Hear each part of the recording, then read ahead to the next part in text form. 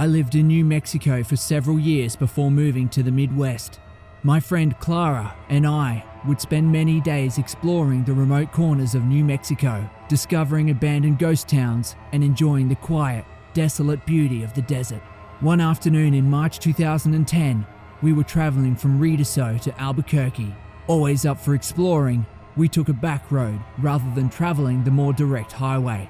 One leg of our journey had us on NM55. It's a remote, teeny tiny 2-lane highway. We loved those types of roads, up until that day. This part of New Mexico is flat and desolate desert. You can see for miles, and there is virtually nothing except dirt and rock between towns, and towns can be miles apart. So we were on NM55 going north.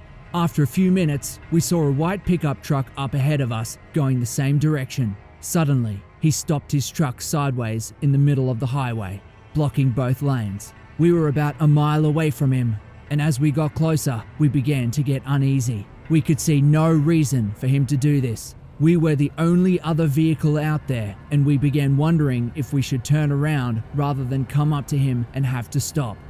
We were about half a mile away from him when he pulled over to the opposite side of the highway, but his truck was still pointed the direction we were going. We tried to relax a little. Surely, this guy was a rancher or something.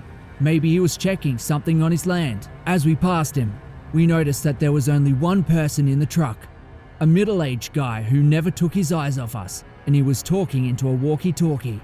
A few seconds after we passed him, he pulled back onto the highway and started following us. But he never got too close. He would get to within a few car lengths and then drop back a little, and then speed up again to within a few car lengths. We were getting nervous. We realized how alone we really were. We had seen no other traffic on that road, and we hadn't told anyone about our great idea to take this detour. We checked our cell phones and neither one had signal. Clara was driving and speeding up while I frantically checked the map, hoping to find a road that would have more traffic. There was no other road. We had to travel this one to get to the next town. Turning around to go back the other way didn't seem like a good option. After a few minutes, we saw another pickup truck coming towards us. He was going very, very slowly, maybe 20 miles per hour. This pickup was old and beat up, where the one behind us was newer. Clara had us up to 75 miles per hour, which wasn't typical for us on these 55 mile per hour highways, and we blew by the old pickup. As we passed it, we saw that there was another middle-aged guy, and he was talking into a walkie-talkie. After the white pickup passed him, he pulled a U-turn and pulled in behind it. As we watched all this, we could see the white pickup truck guy talking into his walkie-talkie. No doubt these two knew each other. We were being deliberately followed. And for the first and only time in my life, I felt hunted. They stayed right behind us. We watched for obstacles in the road. We truly thought old, beat-up pickup guy had set up a trap in the road and our vehicle would be disabled somehow. We talked about driving into the fields as we were in an SUV, but this was obviously their territory, and we were afraid of what would happen if we went off-road and got cornered. So we stayed on the highway.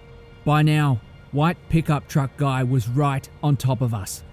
We could see him talking into the walkie-talkie, and he stayed right on our bumper. An old, beat-up pickup truck guy was right on top of him. The three of us sped down the highway. The white pickup inched closer. His maneuvering and edging closer made it apparent that he was trying to bump us. I watched helplessly as he got to within inches of our back bumper. Clara floored it. We were passing 80 miles per hour and edging up to 90. The road was flat and deserted, but any little thing going wrong would have been catastrophic. We absolutely were not going to slow down or stop if we could help it. The white pickup pulled into the opposite lane and started to gain speed. The only thing we could think of was that he wanted to pass us and get in front of us. If he got in front of us and his buddy was behind us, then we'd be boxed in and trapped. We looked frantically at the rocky desert on both sides of us. Our only option was to off-road it. Should we risk it? Could we speed through the desert and make it to safety in one piece? As we topped a small incline, we saw a sign that said Salinas Pueblo Missions National Monument, and it pointed toward a road on the left. And right at that moment, a blue pickup truck pulled out of the road and onto the highway in front of us. As we came up on the blue pickup, we saw the plate said US Park Service. We looked at each other and then looked behind us. Both pickup trucks did U-turns and went the other way. We followed the blue pickup to the Mountain Air, the next town, and then made our way to Albuquerque. I don't know exactly what those guys' intentions were, but they weren't good. There is something seriously wrong out there. I notified the state police and they said they would keep an eye on things. This area is very near Belen, New Mexico, which is where a girl named Tara was abducted. It's also about 100 miles from Elephant Butte, New Mexico, which is where David Parker Ray had his little secret torture laboratory. We didn't put all that together until later. Even though David Parker Ray had died by the time this happened to us, we do believe that there are others out there like him. And whoever abducted Tara has never been caught.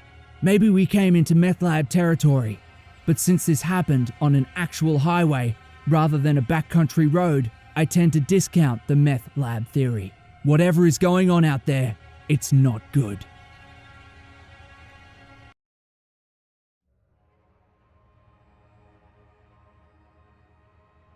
I was driving a shortcut from 29 Palms, California, to Albuquerque, New Mexico. 29 Palms is located in the desolate, high desert east of LA. The shortcut was all two-lane road through total nothingness, except for passing through Amboy, California. Amboy is a nearly abandoned town, nearly as far below sea level as Death Valley, with a dormant volcano and lava field on one side and a salt flat on the other. It was also, at the time, a hotspot for satanic group activity. So I was driving by myself in the afternoon. I stopped in Amboy and snapped a picture of the city sign, just to prove I was there to friends who dared me to take that route to I-40. I got back in my car and proceeded to drive up the mountain range between Amboy and I-40. Once I reached the top, I am driving north through a canyon with high grass on both sides of the road. Up ahead, I see some stuff in the middle of the road. As I approach, I slow down to see a red Pontiac Fiero stopped sideways across both lanes. A suitcase open with clothes scattered everywhere, and two bodies laying face down in the road, a man and a woman. I stop 100 feet or so away, and the hair on the back of my neck is standing up. Being a Marine, I reach under the seat and pull out a 9mm pistol and chamber a round. Something seemed very wrong. It looked too perfect, as if it was staged. An ambush? Was I being paranoid? Something was just wrong. Getting out of the car seemed unthinkable. It was a horror movie move. As I scanned the road, I saw a line I could drive. Past the guy in the road on his left, swerve to the right side of the woman, behind the Fiero, and I'd be on the other side. I dropped it into first gear, punched it, and drove the line I planned. I passed the back of the Fiero without hitting it or either of the bodies in the road. I continued forward a couple 100 feet and slowed down so I could breathe and let my heart slow down. As I looked up into the rearview mirror, I saw that the two bodies had gotten up to their knees, and 20 or so people emerged from the tall grass on either side of the road by the car and bodies. At that moment, my right foot smashed the gas pedal to the floor and did not let up until I had to slow down for the I-40 East on-ramp. I will never know what would have happened to me if I'd gotten out of the car to check on the bodies or stopped my car closer to them. Somehow, I do not think it would have been good. Sometimes, real life can be scarier than a movie.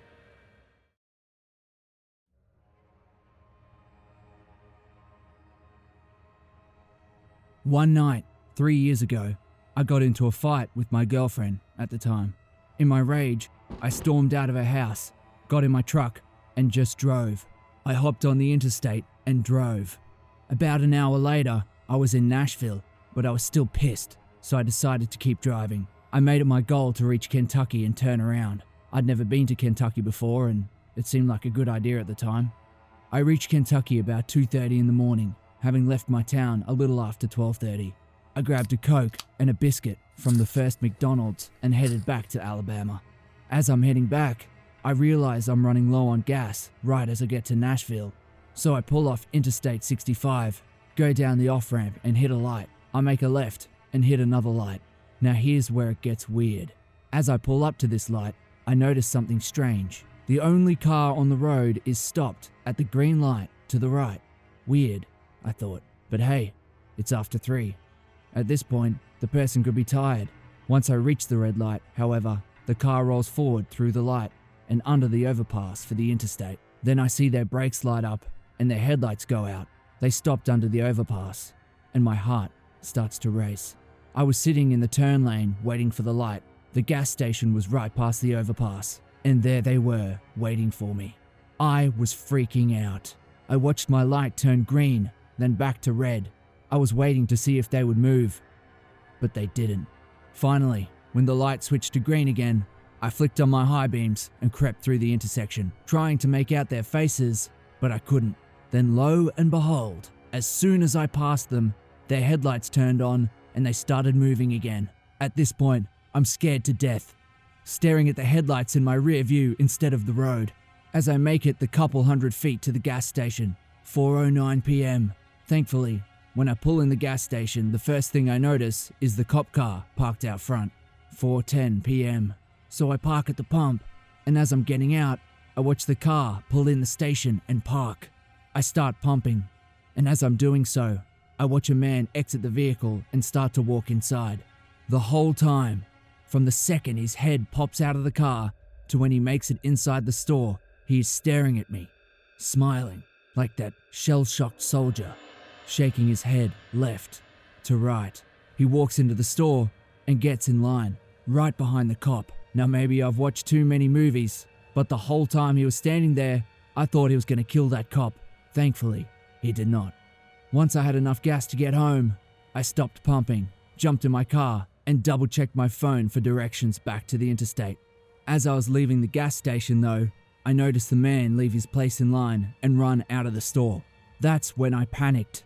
I hit the gas, ran the red light at the overpass, ran another red light, and got back on the interstate. I then went about 85 to 90 miles per hour the whole way home, constantly checking my rear view.